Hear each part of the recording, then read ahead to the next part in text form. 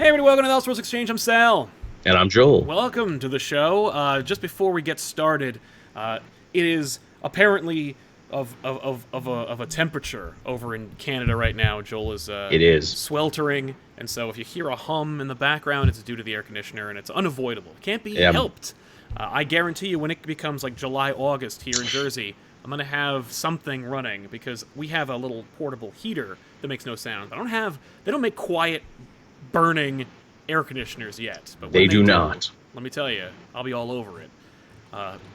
So today's topic, we're going to talk about event do-overs. And what does that mean? What are we talking about here? Basically, there have been a lot of comic book events, not just the ones that you know about, the ones that you remember from like 2006 onward. We're talking about comic book events from many decades across comic book history that have been done, that had really neat ideas, that maybe they just didn't have the right talent or the right mentality, the right audience for that kind of event. It just, for whatever reason, didn't land, it didn't work, it didn't hit. Maybe it worked for a lot of people, but not for many of us. And so I thought what we'd do is we'd take a look back, see a couple of events that have occurred that were like, it'd be fun if they did them over again. And not even like a spiritual successor. I was thinking about Grim Hunt and Kraven's Last Hunt and The Hunted. Oh, yeah. And how, it's basically a do-over, It's basically a do-over of Grim Hunt and trying to give the teeth, forgive the pun, back to Kraven's Last Hunt while also, appeasing Marvel Editorial. And I was thinking, that's kind of funny and ballsy.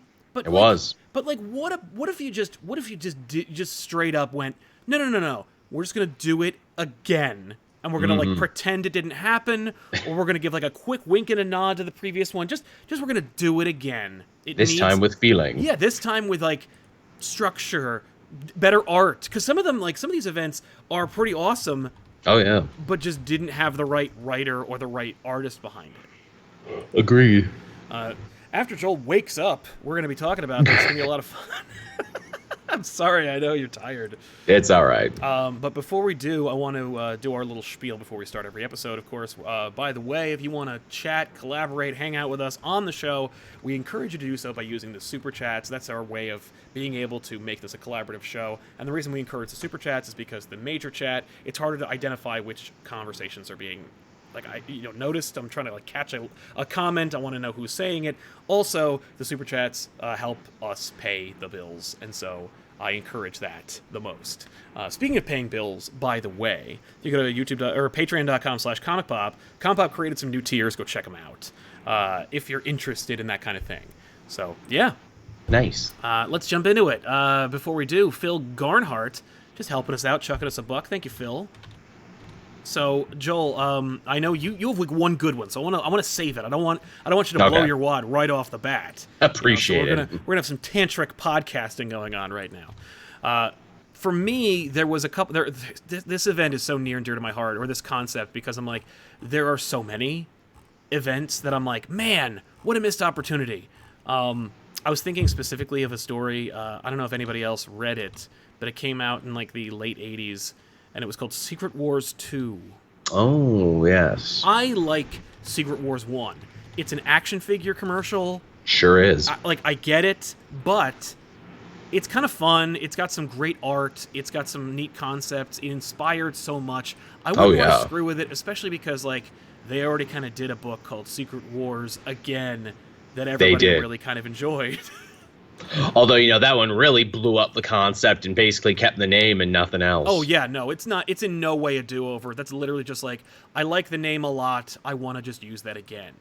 But then there's this other terrible event called Secret Wars 2, in which the Beyonder comes to Earth and he's like, you know what, I got more to say. I got more going on. And you know what? We didn't use nearly as many action figures as we could have in the last event. So Secret Wars 2, just this horrendous story that was clearly a cash grab, didn't really help anybody, but there were some neat concepts in it, some neat ideas that could be played out.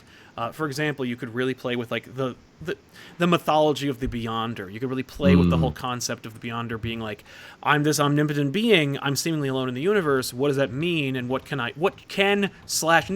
should I do with this omnipotence? Right. The moment that everyone remembers from Secret Wars 2 is the moment where the Beyonder destroys Spider-Man's bathroom. The Beyonder goes to Peter Parker's house. It's like, you're a regular guy, albeit with extraordinary powers and abilities, but you seemingly want to live like a regular person. I don't understand that. I have 9 minutes. I'm practically a god, and I couldn't imagine living any other way.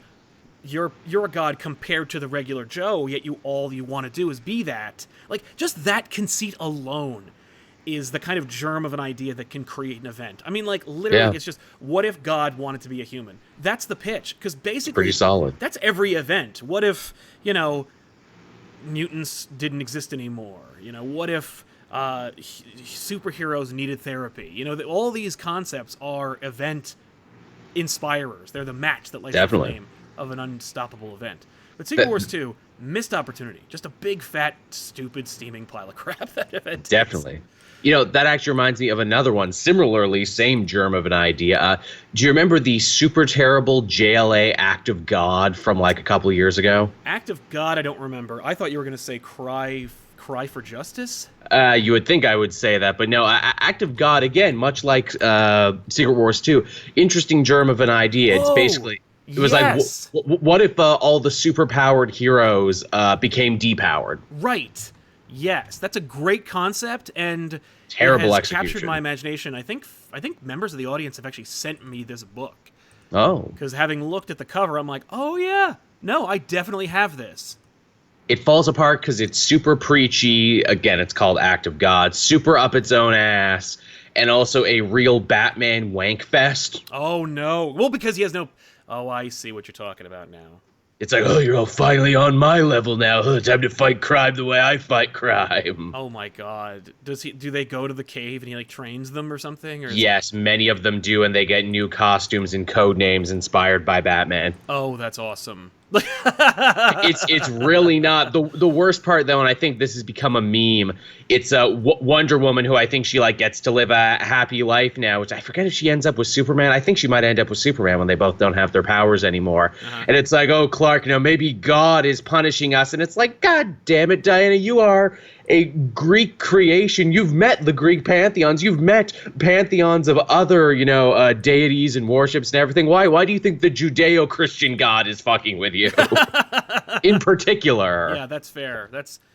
It just doesn't reach. Like, it doesn't play. It really does. That a dog don't hunt, as they say. It sure does. It's like you've met angels. You could literally pop up now and talk to Zeus if you wanted. Yeah, no, that's true. And I don't think he's punishing you. No, go talk to the Spectre. He's like the embodiment of God's anger. Yeah, What's he got to say about this? If any of those gods have a problem with you, they'll just come down and talk to you, Diana. Yeah, really, they can do. They got your number. Right. They got a direct line to you. Exactly. Jumping into the super chats, Adam Asamoah says, first, the ComicPOP comic is coming soon. Cool. I don't know about that. It's like, I haven't written one, but... did you sign off on that one? Yeah, but I'm looking forward to seeing what you're talking about. Mr. Vinyl Fishstick says, would reboot Secret Wars 2015 to see what a rebooted Marvel would look like. Start off with Spider-Man, Avengers, and X-Men the first year, and then the rest. Vinyl, what you're describing is called Ultimate Marvel. Like, that is literally just the concept of, well, we want to reboot the Marvel Universe, we'll start with Spider-Man, the Avengers, and X-Men, only call them the Ultimates and X-Men. It's the same exact thing. So you might actually really enjoy... Oh, did I lose Joel? No, I'm still here. Oh, okay, that's weird. You went away. Like, you physically went away. That's so weird. And now you're back. Oh, that's Bizarre. weird. I could never not hear you. No. It was the NDI capture thingy went away, but there he is back. Hello. I don't know, man. Like, I wouldn't change basically a thing about Secret Wars 2015. It was really well handled. And I would never reboot Marvel under the creative teams they had going in 2015. Like, would you? Like, no. When you think about it, like every time people were like, "Oh, I can't believe that they didn't reboot," I'm like, I'm so thankful they did. Like, that they didn't do that, because that would have been such a mistake. Yeah. Anyway, but like, I hear what you're saying. Like, I wouldn't reboot necessarily the whole thing, but like, would I like to live in a world where we could at least see what all the creatives at 2015 Marvel could have done? we'd be having conversations like this all the time. Oh yeah. About like the new 52 of Marvel Comics. Yeah. Because like, and that kind of feeds into another event and kind of like why I'd like to see it rebooted or redone, and it's friggin' Flashpoint. Oh, no kidding. What would you have done differently in Flashpoint? Because I think a lot of people hold the Flashpoint in high regard. Flashpoint worked on a number of levels, but the main level that everyone remembers from it is that it's a reboot. Yeah. Is that it's a crisis. Maybe actually leading up to it in any meaningful, organic way, or maybe having some kind of roadmap through Flashpoint that actually allowed the universe to be rebooted in a way that made it make sense. Honestly, I'd like to see it moreover for the original ending, the non-rebooted ending. It really did just kind of come out of nowhere, didn't it? Like, if you were reading comics at that time, it's like, hey, 2 weeks from now, Flashpoint. A week from now, Flashpoint. Everything changes. So wrap up what you're reading right now, because it's all going to be different next month. Right, they're going to throw it all away. It's all going to be gone. I don't even know if I would change the creative teams behind Flashpoint. I would probably just, either I would want to see it with the original ending, or at the very least, have it incorporate the crisis elements, those elements that made it into a reboot, because clearly it was not going to be one. It was a really good Flashpoint do-over? The Flashpoint movie, which might be the last truly great of those DC animated movies, because it boiled it down to its basest parts. They still reboot it. The rebooted movies were kind of shitty, all things considered, but boy did it hit all the high points, and they made it a story about the Flash from start to finish. I would argue that and Under the Red Hood were good retcons of the original stories. Indeed. That capture the heart and spirit of what they were trying to go for, but actually accomplishing it. Heck, Under the Red Hood is written by the same guy, which still blows my mind that Winnick wrote the original comic story and he wrote the movie. I know. I'm surprised that more, because I'm sure more writers would like the opportunity. I'm sure that more writers, it's harder to get done. It's amazing that actually Winnick was able to get away with it. Absolutely. I'm sure DeMatteis, who has experience writing animated movies and stuff like that, would love to have a hand at any rebooted or animated adaptation of something he wrote. Yeah, DeMatteis, who wrote I would argue, the last good DC animated one, and it wasn't even through their official DVD thing, it was through Seed, and that was that Constantine movie. Oh yeah, the Constantine movie, I didn't even bother. How was it? Really good, actually, shockingly good. Oh, great. DeMatteis knows his story structure, damn it. He sure does. I think I read Bad Blood, or I watched Bad Blood. I think he wrote that one. Which one was Bad Blood again? Batwoman's in it. Oh, yeah, and we have the Heretic, but we had to change his costume. Yeah, wasn't great. But, no, it was not. But he's a good writer, and everyone had good dialogue. He tries. He really tried. Yeah. Although I would argue, one of the most recent and best DC animated movies that I have seen was Batman versus the Teenage Mutant Ninja Turtles. You and Matt have both been telling me that. Now they're like, no, you gotta watch the Turtles one, though. The Turtles one is so great because it's not stupid. Oh. Despite its premise. Interesting. But it's not dumb. The animation's fun. The designs are on point. The turtles and the characters all behave as you would expect. And it just doesn't feel like an afterthought. It felt like a really fun delving into that movie. It worked. It hits me, why probably? They were probably able to afford to make it a little better because I think Nickelodeon put up half the money for it. That's smart. Maybe they should do that from now on. They really should. Hey, let's do a movie version of that Justice League meets Power Rangers. Hey, Hasbro, I think, owns Power Rangers now. How about you guys put up half the money for this? You're not. Oh no. Those rights keep changing hands a ton. It was Nickelodeon. It was Disney. Yeah, it was. Well, it went from Saban to Disney to Nickelodeon, back to Saban, and then I think Hasbro owns it now. Wow. Oh, they ping-ponged the shit out of those rights. Yeah. Jumping back into the super chats, just get a palate cleanser from here. John Quinn 313 says, catching this for the first time, fellas. Interested to see what you lads have to say. Well, thank you very much for joining us for the first time. Hopefully not the last. And hopefully we're whetting your appetite for this kind of topic. Taylor Pester says, could they do Amazon's Attack again? This is a question just for Joel. I love this. This is pretty much the one reason DC hasn't done a Wonder Woman-focused event since then, is because of how poorly received Amazon's Attack was. I say yes only superficially because, like, as I understand it, it was basically just a tie-in / prelude to an even worse event. Joel? To Countdown, yeah. It was all about Countdown. It was all about getting up to that, and just Amazon's Attack is so bad from back to front. And it's funny, it did to Wonder Woman what Shadowland did for Daredevil, and it's like, okay, no more events. You don't get to headline any more events. Yeah, like, I don't think that that Wonder Woman nor Daredevil can support an event. Like, you are not a known property, as we thought. Man, I'm so glad you mentioned Shadowland. Mm-hmm.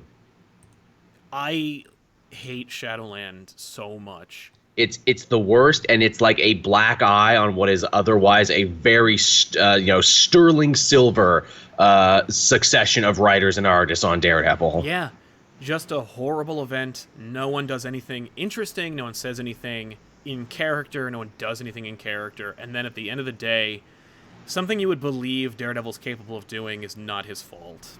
Yeah, waste that cool new black costume. I don't even like it. I like Daredevil's costume, because you get to have the hints of red. I get why people like a black Daredevil costume. I get that. But, like, let him stay in one costume for a while, please. Shadowland also has a great premise. I remember when we were talking about, like, speculation on Daredevil, the show. Yeah. We were like, ooh, maybe they'll do Shadowland. And people were like, what are you, crazy? Shadowland sucked. But it had the potential to be better. They could do it better. Now, Joel, just off the top of your head, besides, for me, it would be reducing the tie-ins by 100%. What would you do to make Shadowland work? That's a tough one like, how there. do you fix it? I mean, definitely give it to a different writer. Yeah, which is a shame because, what is there? That was Diggle who was doing that. Yes, it was Diggle, yeah. That's a shame because Diggle was doing good in his actual Daredevil run at the time until then. So to be like, no, we're not going to reward your good work. We're taking that away from you now. No, I think making it, like, giving Daredevil agency over what he did, letting Daredevil kill Bullseye and letting him be the one who did it. Yeah. That's a character development for him. You could kind of have Shadowland happen and then kind of, like, lend it into the Zdarsky run, for God's sake. The Zdarsky run is playing with the idea of, like, what if this, like, uber hypocritical Catholic accidentally or intentionally killed someone? Yes, and how that would affect him and how it would make him want to quit and everything and really give him kind of like a Twilight of the Soul moment. Yeah, it's all great stuff. Heck, to give credit to Bendis, which we don't do all that often very more, in his Daredevil run, he had a great bit there where Matt became the kingpin of Hell's Kitchen, where he's like, okay, I'm running this like a crime boss now while also being a superhero. That was a better version of Shadowland, and that wasn't even an event. Exactly. No, and people refer to it like it's an event because of how, like, memorable it was. But I agree. Like, no, that's really the fix. It's just like, don't even make it an event. Just make it a story arc. But just make it a story arc, which is what it always should have been. Maybe Marvel was onto something when they said that, like, Daredevil couldn't support an event. It's more like, no, Daredevil shouldn't have an event. Daredevil works better in stories than he works in, like, stunts.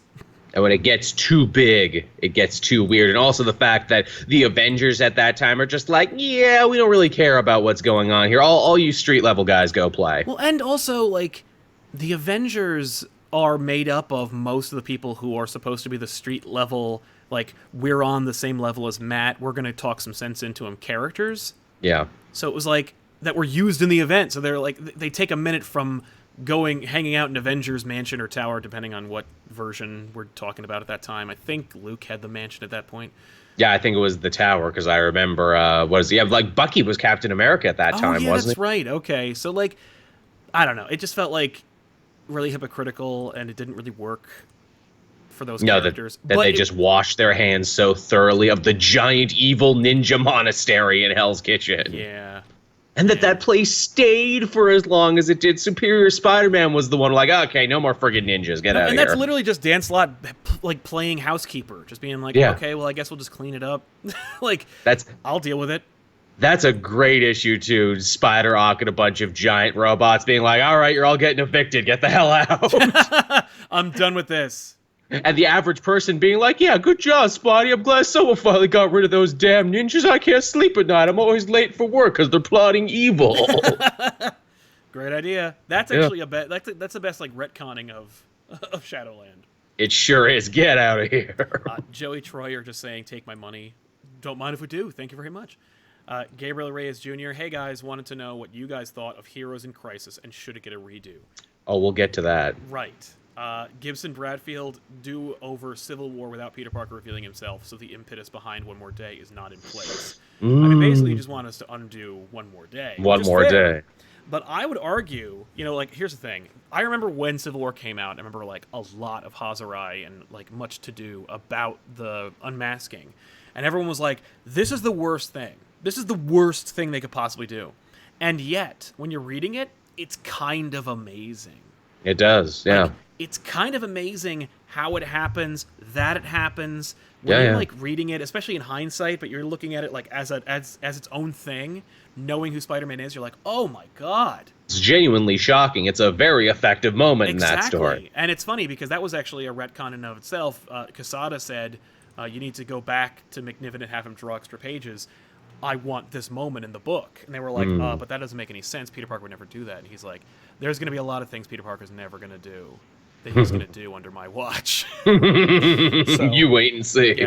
Yeah, trust me, the story potential alone, and like practically the entire Back in Black period was just an exploration of like, what if Peter Parker had unmasked? The only problem is he got outed. It's stuck within the Superhero Registration Act, so it can't even be like it can't be a story arc where it's like, hey, what if Peter had like an alien costume for a while? Like, hey, it would be like if Spider-Man got the alien costume during Secret Invasion.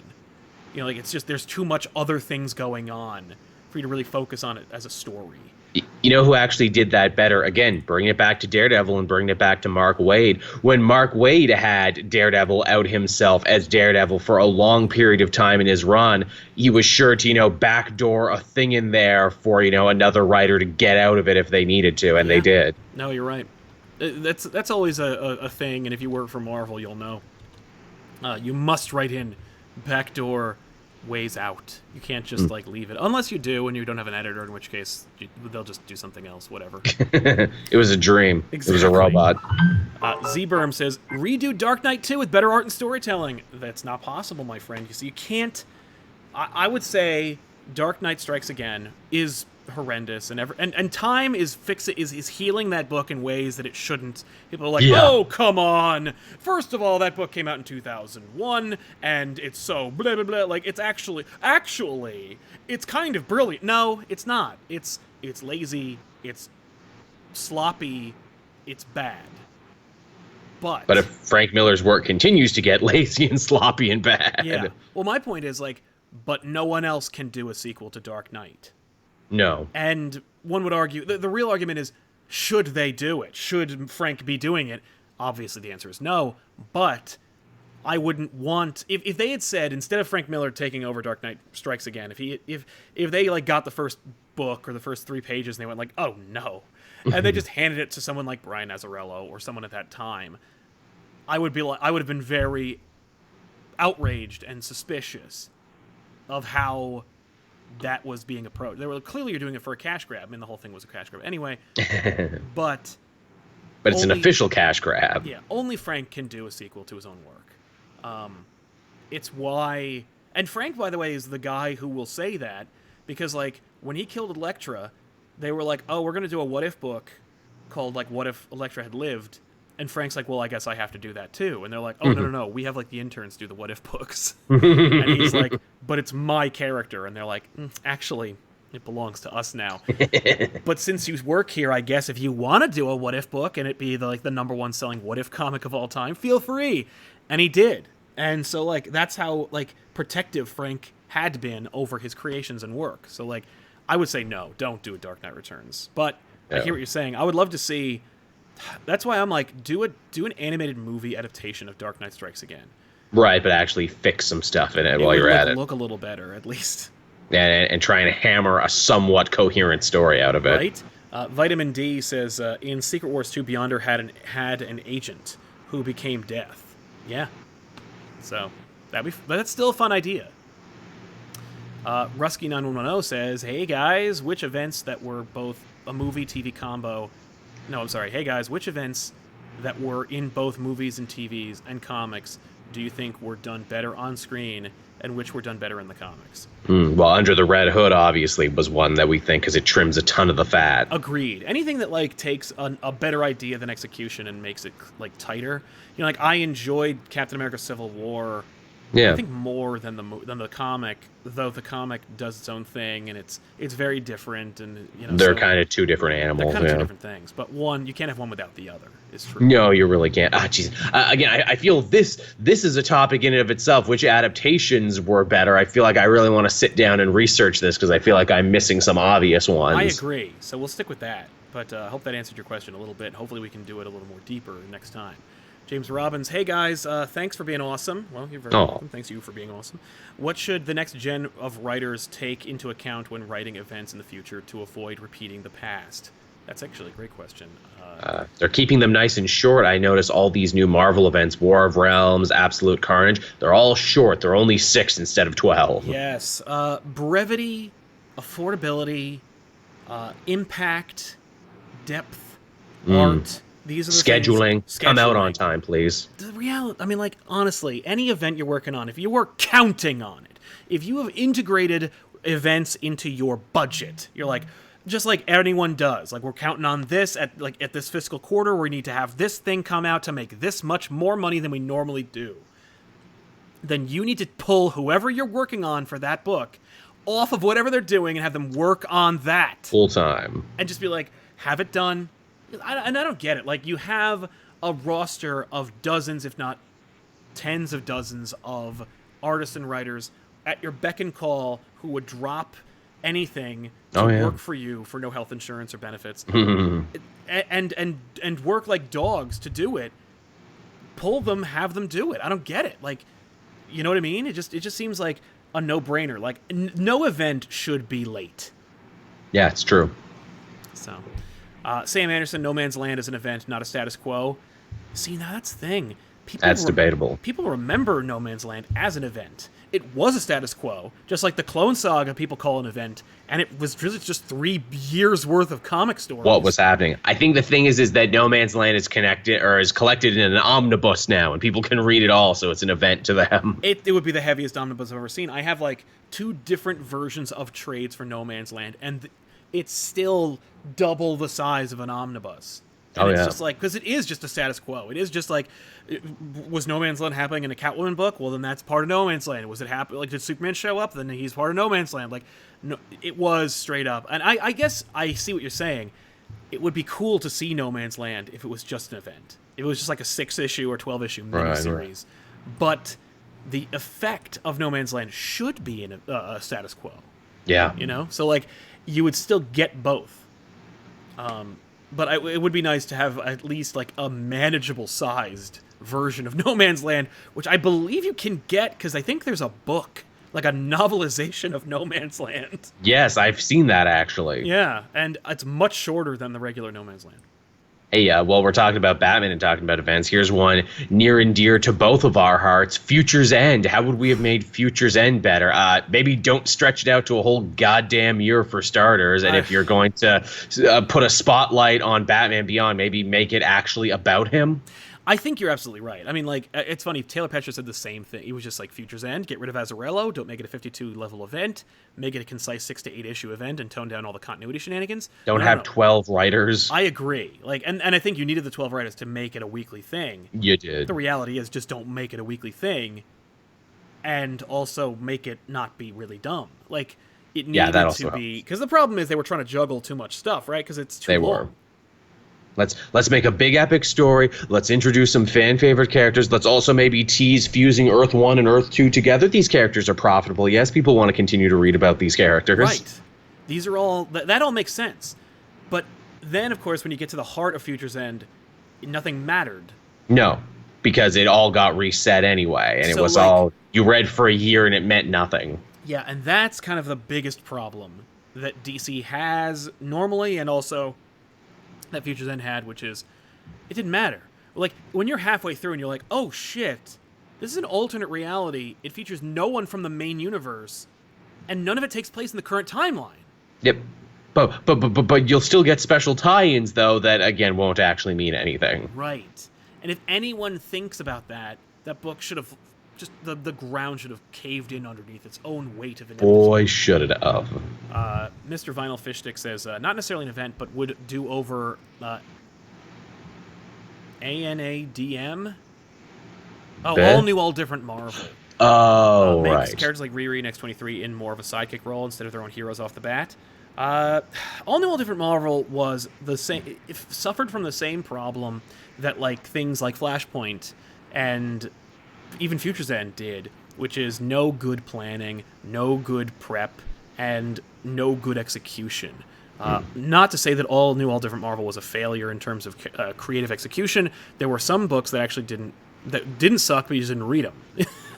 It also just hits me there. He talked about X-23 and more of a sidekick role. She's been her own hero for how long? She has not been a sidekick, I think, Ever. Much No, less, never. Yeah, so making her into a sidekick, I think, is a demotion. It's actually... Is it. It's, for me, like, why I have such a problem, like, when and if people go, like, oh, this character who, like, was Robin should go back to being Robin. Like, that's a demotion. He can't be Robin again. Can't walk backwards in a story. Can't go home again. All New, All Different Marvel was a failed initiative because I think, once again, number one, talent wasn't there. Two, execution. There was no through line that said, this is what we're trying to accomplish. No, it was just new for new's sake so we could print some new number ones. Right, and I think it was trying to compete with DC. I think DC was doing something Also that. at the time, and they were like, oh, no, Us Too. And it's like, don't you understand that Us Too just invites failure? Gibson Bradfield, also Secret Empire, without half it being a MacGuffin chase, and instead having more dinner meetings with characters insult each other. That was pretty great. That was arguably that was, I think, everyone when we talked about it during Weekly Poll, when we talked about it like privately, everyone liked the dinner scene. Oh, it was great. And that was like the time when everyone was like, when everyone was on the same page, like, oh, I really liked that. I think Joel would like to see Secret Empire change only because he'd like to see the original ending. I would like to see the original. I'm the guy who, again, was super in love with the year's worth of Captain America that led up to Secret Empire. Yep. And I'm like, man, this is some tight stuff. But yeah, I would have liked a newer ending. I think it only really falls on its face because you could tell that's not how they wanted to end it, that they got cold feet in the story that all of the MacGuffin chase that you mentioned was building up to, we didn't get. No. Everyone could have gotten what they wanted. I think Spencer was going to be able to pull it off, but yeah, I think so too. He just got afraid. Bernadette, they sure did. Which actually, Edwards, go ahead. Or you read the thing. I'll come back to it. Bernadette says Identity Crisis with a good murder mystery. I kind of dug Identity Crisis. I don't have a real problem with it because it only messed with characters that I didn't read about normally.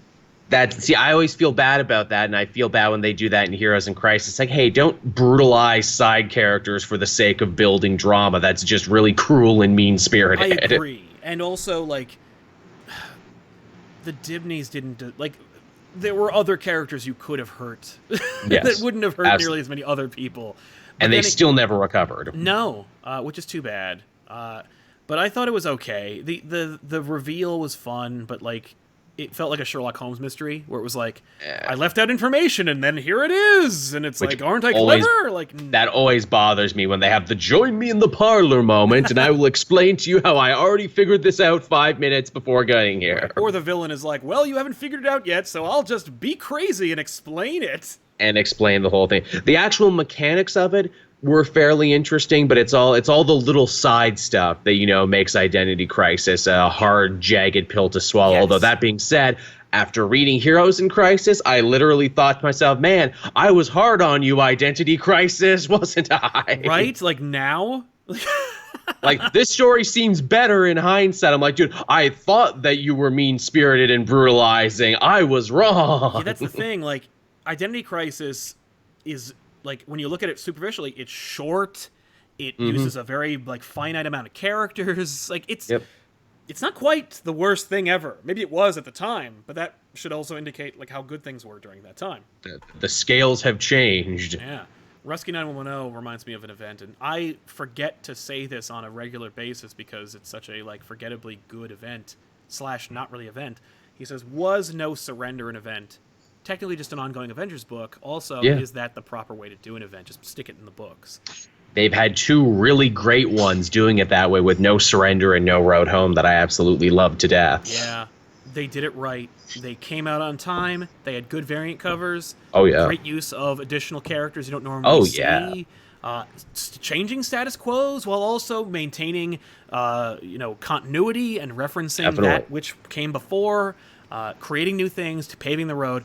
No Surrender, No Road Home. Great examples. That should be like the Marvel litmus test. Like that should be Marvel's like, okay, this is what we're going to do from now on. Like no more, I mean, like here's the thing.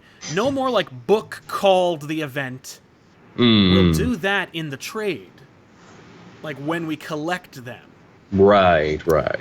Marvel used to do that all the time. I would say if you wanted to reboot an event, reboot Atlantis Attacks. It was all in all those annuals, and you have to like scrape together 100 of them, and it's just. I've been trying to reclaim all the Atlantis Attacks. I gave it away. I had an omnibus. I gave it to a library, and they screwed me over, and I was like, I want it back, but I can't just like ask a library for a book back. The funny thing is that I think Chip Zdarsky kind of is doing Atlantis Attacks again in the pages of Invaders. Yeah. And it's wonderful. It is wonderful. And so that could be an example of what we're exactly talking about, where it's like, take this thing over there. Man, if Set shows up, like if we get the Brides of Set in this Invaders book. Like, here's the thing. Like, I thought that this was just a mini-series and it was done at 6. It's like, oh, no, we're still going. And, oh, no, this Atlantis thing. This is the book. This is going to be the big thing going forward. Namor is the overarching, antagonist of this thing. I'm like, so there's a chance is what you're saying. Right. I'm down. That's a great idea. Here's an event, a stunt, if you will, that I would love to see redone because of the mistake of including the fans. Right. 1994 or 6 is DC versus Marvel. Man, if they could only play nice for the two companies. I mean, it's just like, first, it is so crappy. Secondly, the power scaling and the matches are wrong, disproportionate. There are a couple of cool moments, but like everything it's kind of amazing. I'm not saying to replace it. I'm just saying do it over again because like it's kind of a fun microcosm. Like it's Lobo versus Wolverine, but Wolverine has bone claws, and it's Captain Marvel versus who fought Thor? Was it Captain Marvel? It was Storm, wasn't it? No, Storm fought Wonder Woman, so it was Captain Marvel. Oh shit! Because it's two lightning gods. Captain Marvel versus Thor. Thor looks like Gambit. Roided out with a dumb cape. He looks horrible. Like all these things. One of the worst Catwoman costumes. Easily. No, it's just everything about it was like, and Spider-Man versus Superboy. Like, oh, come on. Namor versus Aquaman. Aquaman just drops a giant whale on top of him. Like, come on. Just a disappointing fight. That's an episode we got to do too. Let us write DC versus Marvel 2019, and let's get it right this time. And hey, we have an amazing power on this show, the Elseworld effect, as I like to call it. We put stuff out here in the universe, and it happens. Last year we talked about doing a sequel to Acts of Evil, and what are they doing this year? No, it's happening. It's crazy. Great idea. You keep mentioning Jason Aaron's time crystals and everything, and those keep coming up and shit. I know, and it's that dude knows how to play the long game. Boy, does he! In a Hickman-esque way. Uh-huh. Let's see. I guess since we are at 40 minutes, we have a lot of super chats to get through. Okay. Should we get to Joel's big thing? I mean, if you'd like to, I can. I think we should. I mean, why not? Okay. So, naturally, I picked this one because it's the freshest in my mind. It's the one I was thinking about the most as I was reading it. And I think one of the most depressing things about this story is I'm like, you could save this with just a few small tweaks and not writing it like a weird alien person. And I think you all know the book I'm talking about, and that is Heroes in Crisis from just recently. Absolutely. Heroes in Crisis has a great premise behind it, but just doesn't work for anyone. No, it fumbles everything in the execution. I think the first and biggest thing that comes to my mind is, okay, so you're writing a book about the stigmatization of mental illness and, getting psychological help in the superhero community. That's good stuff. Here's the big problem with it, though. No one is opposing any of that in the book. Everyone's just like, yeah, Sanctuary, cool, yeah, Sanctuary, that's all right. This story really needed a Lex Luthor or someone to be like, you can't trust those superheroes at the best of times. Now they're crazy, too. I know. There's a lot of that. Like, there was no hero who was like... The only heroes who were against it were played for laughs. Yeah. Which is weird. Where characters were just like where you'd see the 9-panel grid testimonials and some character would say, like, this is dumb, or like, screw this, and they'd leave. And you're like, okay, but like, isn't that kind of like the problem? Like, isn't that kind of the issue you're trying to address, which is the stigmatization of like getting help? It was very confused. I really wish there was a villain they could have hung things on, and then, hey, you could even go the extra mile to be like, ooh, maybe Sanctuary and the robots malfunctioned because Lex Luthor or somebody caused it to happen as part of like a bigger offensive to, hurt superheroes in the public eye. Right. I mean, I get the idea of making it not that, because like you want the whole thing to be just like... It would be easier to make it so that Brother Eye wasn't really Batman's fault, right? But like, it's more tragic and actually makes it more narratively interesting to make it Batman's fault, because then you have the status quo for Batman and the superheroes that you haven't seen before, so we're doing something new. Even though for Heroes in Crisis, it looks like they're already getting ready to wash Wally West's hands of any wrongdoing by being like, a spaceman made him do it, and Scott Lobdell's going to tell you all about it in this new miniseries. Those characters are still dead, though, right? Yes. Okay. Oh, yeah. Because that was another thing that I thought was weird. Well, that's just talking about Heroes in Crisis and the ending, and how I'm like, there's time travel, and you saved some people, but not everyone. And not everyone. And you have cloning tech from the future where you can clone perfectly good bodies, but you're only going to clone one, and just, this story hurts my head. That cloning idea, I think, was a total afterthought. I think that was a retcon. That was natural. That was editorial being like, no. People. Yeah. Twitter's too mad. Twitter is much, well, hey, they put an extra issue on the end of that one, so I'm sure they stuck it all there. But yeah, I would like very much to see, a villain, or not even a villain, someone offering opposition to Sanctuary that makes sense and feels relevant, just so it's not Superman gives a speech and everyone's like, oh, okay then. Right, a really condescending speech that doesn't really work. It feels so disingenuous and so dishonest for something that is a very important subject matter. Yeah. Actually, it's funny. You didn't even need a villain so much as you could have made it a kind of like spiritual civil war where it's like, there are just some heroes that don't believe in it. Yeah. And so like they'll fight against it vehemently and maybe even violently if they have to. You know what? It's a shame that they say it was set up by the Trinity, because that would have been a perfect place for Batman. Just saying, I don't fucking need to get help. I'm Batman. I'm a monument to the lack of therapy that I exist in. Absolutely. And the fact that people want to go to a hospital that Batman set up, his entire character is built around not getting help and locking up other people in asylums. Yeah. It just seems kind of hypocritical. Seems and no one calls him out on that, which really bugs me. And also, hey, here's another big thing that bugs me, that I would have done something, and hey, maybe this could have been the extra villain, monkeying with stuff behind the scenes. Psycho Pirate. Why do the robots in Heroes in Crisis wear masks clearly modeled after the Psycho Pirate, but that never comes up? I don't know, because like you were setting it up in your Batman run, King. Yeah. It was clearly like, oh, you're using the Psycho Pirate mask. That's the other reason he needed to get the Psycho Pirate from Santa Prisa. Like, I get it. Nope. Amounts to nothing. Like, wouldn't that have been a hell of a thing to have Psycho Pirate walk out and be like, it was me, Wally West. I messed with your mind because I remember the old universe too, and everyone thinks I'm crazy. Yeah, like, because it doesn't matter. None of this matters. Well, like the Anti-Monitor will come and reboot the universe again or whatever. Yeah, that would have been great. I would not be surprised if, because King likes to do this, if he just retcons it during his Batman run. I'm sure he will. He's like, well, it's Bane! He better hurry, because there's only so many things he can blame on Bane. No, he can stick that into the Batman Catwoman series he's going to get. Oh, yeah, with the Phantasm. I forgot. Yeah. The Phantasm is actually Bane under the mask. Oh, my God. It's Bane's daughter.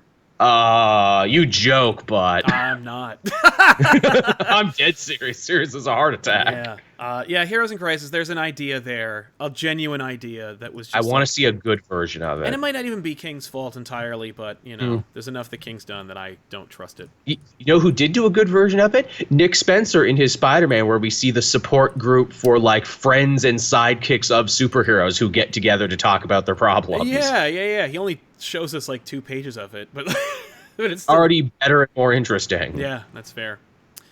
Jumping through the super chats, I want to get to everybody. So Liam Gibbons says, I just saw on Twitter that Gail Simone's calling for a new Avengers JLA crossover. Is not sure if that would really count as redoing an old event. I wouldn't redo JLA Avengers because it's pretty amazing and it's like its own thing that works so well. But I would do more of them. Yeah. Like it should be a yearly thing. I agree. Jam Call X, Inhumans vs. X-Men. Should have been explored how people treated Inhumans as exotic foreigners with interesting culture, while still hating mutant fellow citizens by to better meaningfully define the two similar power peoples. It's true. Inhumans vs. X-Men, if everyone had integrity, wouldn't exist at all. It's true. But if you wanted to like cause bad blood between those two, or really highlight the hypocrisy of like a Marvel populace that has a problem with mutants but not Daredevil, then yeah, you could do it through the lens of the Inhumans. Again, we were talking about the problems of hanging everything on a villain. That was a book that was hurt in the end by ultimately just hanging it all on Emma Frost and be like, Emma did it because she's a bitch. That's basically the book. I'm mad about Scott. Fuck you, Inhumans, and fuck you, mutants. And yeah, I'm being a gigantic hypocrite that we're putting you into camps and raiding your city because you're different than us. Yeah, no, I mean, like, she's just like, what's funny is that's kind of in keeping. I'll take that. Like, the only thing I liked from Alien Covenant was David showing up at the Engineers Planet being like, fuck all y'all, goo. Like... That was basically the book. And hey, to Charles Soule's credit, he tried really hard. There's moments there where like they do rub up against more interesting ideas and more thematic ideas. My favorite bit was it's all the new Inhumans and all the young X-Men who they get together and they're like, wow, our older counterparts are fucking dicks, right? We got to share the planet together, right? We're millennials. Yeah. Let's work together on this. And that they're the ones who get the adults to play nice in the end. I would love, yeah. No, absolutely. What a waste of opportunity. Sayasian Slayer says, thank you. Thank you very much for your help. Kyle Johnson, Heroes in Crisis for the Marvel Universe. This is just a pitch, but it's Marvel from Cap's PTSD, Tony's alcoholism, Thor not really being worthy, Hank Pym's mental illness, but treated with respect. I mean, you could easily do Heroes in Crisis at Marvel. In fact, I'm shocked they haven't. That's a killer pitch right there. It's such an obvious pitch, it feels like it might actually have been, because Marvel's like, oh no, we did that in a Captain America book 25 years ago. Right. I bet you there's something buried in the pages of Michelini Tony Stark Iron Man book or a Mark Waid Captain America issue. An old Grunwald pitch from back in the day. I guarantee you there's something there. Transact guy helping us out. Thank you very much. Taylor Petchter saying, Brightest Day, even though I really like the story, I know it's often looked at as one of the weakest parts of John's GL run. The saddest part about Brightest Day is that it didn't matter as a reboot because they rebooted everything afterwards. Yeah. I know what it meant to do. I see what you were going for Brightest Day, but in the end it didn't matter, right? And it's kind of a footnote now. Isn't that the part that feels like part and parcel of DC, where it's it just falls right into place with my whole pitch, where I'm just like, this is what DC is.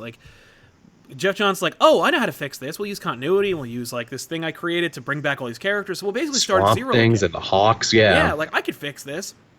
And then a couple other people saying, actually, we're just gonna reboot it. Let's just reboot it. Let's just throw it all away. Just trash it.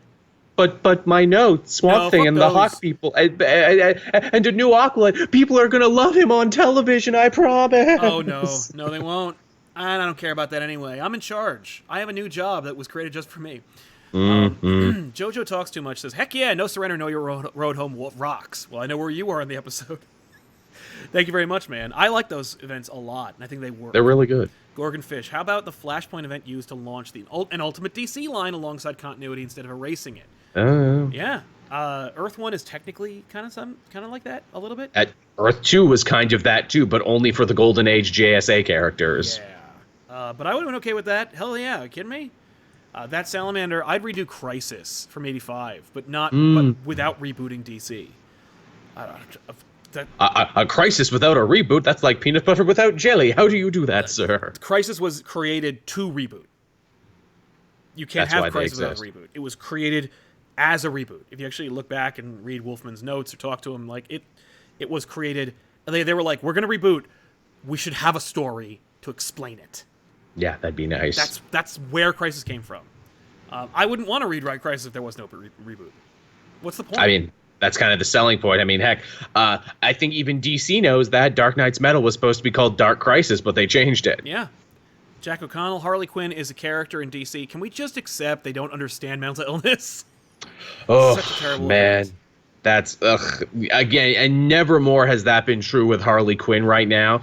I love that there's going to be not one but two Black Label books that try and redo her origin. And I'm like, oh yeah, you guys don't talk about her origin in the New 52 anymore because it was so bad and you tried several times and every time you tried to redo it, you just made it worse. Yes.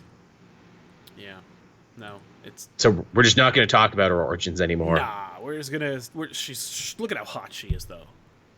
Again, hey, let's bring it back to Heroes in Crisis for a minute. Remember in one issue she wore her old costume, then stopped? Yep. What was up with that? Just didn't.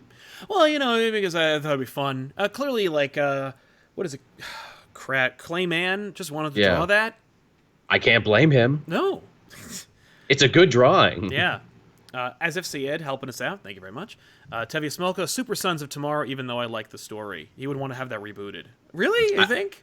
I like Super Sons of Tomorrow until the very end when just a bunch of stuff happens by happenstance. It's like, oh, I'm a new character now, and oh, I fixed time. Now I'm disappearing through time. Will I be back? Maybe Tomasi will write about me. I don't know. I'm gone. That sucked. I would do that again. And then there's stupid-ass reasoning for the Titans. We're like, oh, we have to disband now. Or like, oh, we can't take John on the team. They really became idiots right in that final bit just to protect the status quo. They had to really become huge dumbasses. But it didn't matter anyway because their book was canceled after that. Now they're a junior Suicide Squad, so fuck everything. So fuck everything, exactly. And hey, we can't possibly put John on the freaking Teen Titans because he's not a teenager yet. And also, Bendis obviously wanted him to get on the Legion of Superheroes and go the hell away. Yeah. Yeah, that seems to be the trajectory now, doesn't it? That's why Bendis had John selectively remember how Super Sons of Tomorrow went. Because then he can join the Legion of Superheroes as a big FU to the Titans. He's like, you won't have me on the Titans? Well, then I'll just go to the future. Yeah, screw you guys. I don't want to be part of your gulag squad. Right. John wouldn't have participated in that anyway. It would have been horrible. No. Damien, come on. We're shocking people with jumper cables today. John would not have been okay with that. And Transact Guy, conversions could have been better.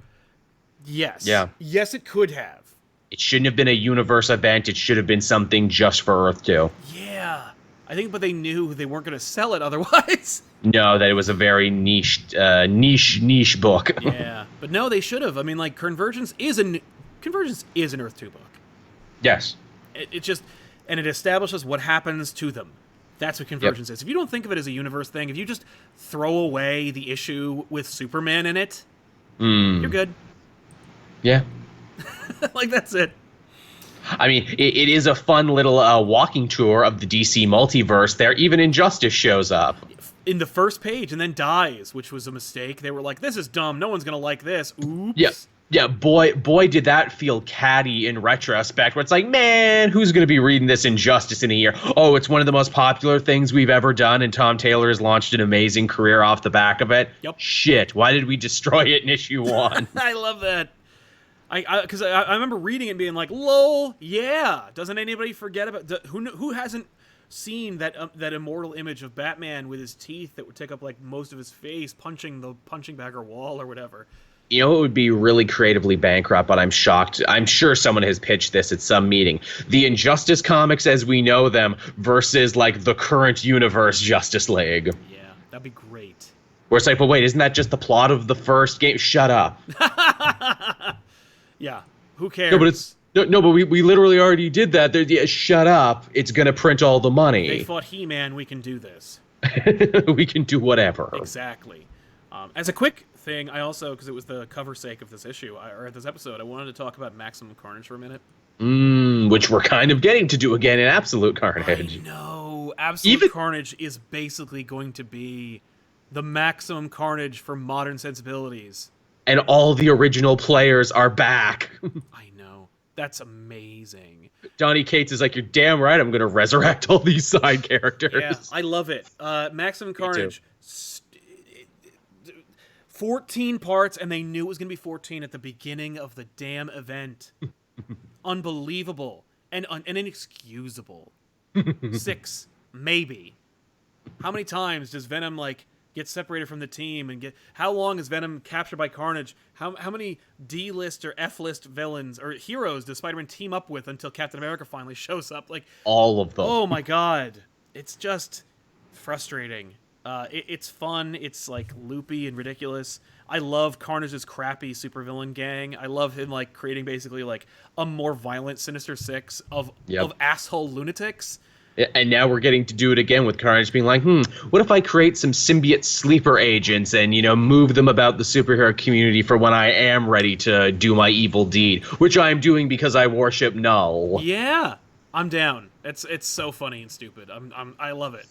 I'm up for it as well. I would love to see Maximum Carnage like reduced, like just like that event, like just that period being like just scale it back, turn it down. Or turn it into an event, because like it basically is just stars Firestar and Iron Fist and Deathlock. Like, and we know Iron Fist is going to be getting a tie-in book with a bunch of other characters, Cloak and Dagger. They're all getting their things for this event. And they should. I would, and you know what made me think about it? Like in the back of my mind was, oh man, it was that alternate cover where I think Mike Deodato Jr.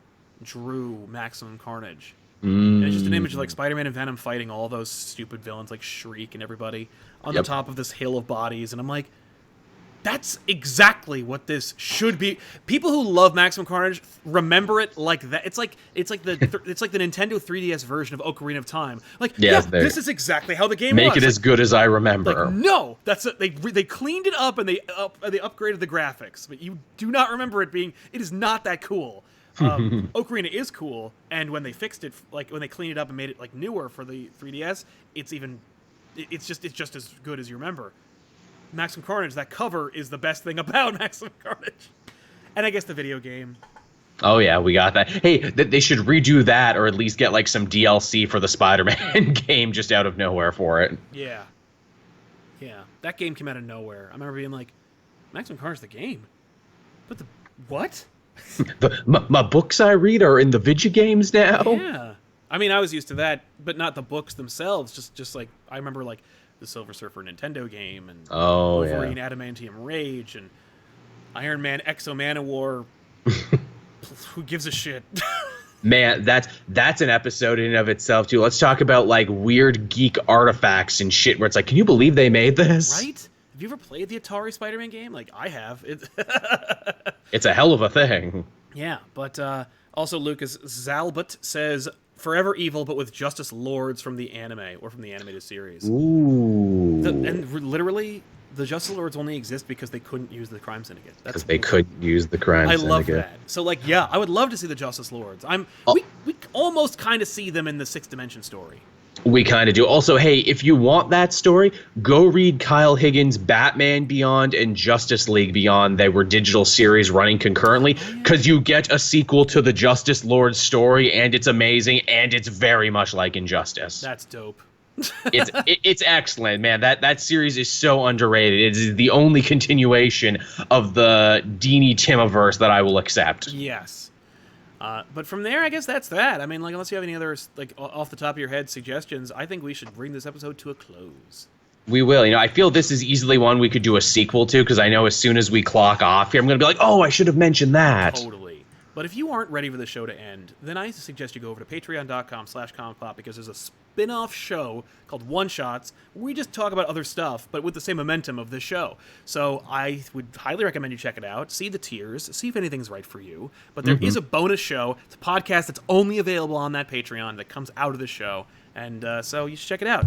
In addition to checking things out, I just want to plug this one more time right before I do that. Adam Grove says, stop watching Joel to come here and watch Joel. Oh, that's nice. But good. But make sure to add him to your watch later list so you can watch him some more. Indeed. Never not watch. We launched a new show called ComicPOP Draws, where the team draws superheroes from memory. It's a lot of fun. Tiffany very clever. I'm so proud of the show. We're really happy with how it came out, and I don't think it's getting nearly as much love as it should. I think it's a really, really well put together show, if I can say so myself. It's a killer concept. Thank you. I agree. And I think you're really going to like it. If you like this channel, if you like this show, you might really enjoy watching us trying to draw and failing miserably at it. It's a lot of fun, and we'd like to keep it going, but we need the show to actually do well in order to do that. So thanks a lot for watching, everybody. We'll see you guys next time. Of course, I am Sal. And I'm Joel. And we'll see you guys later. So long. Bye-bye.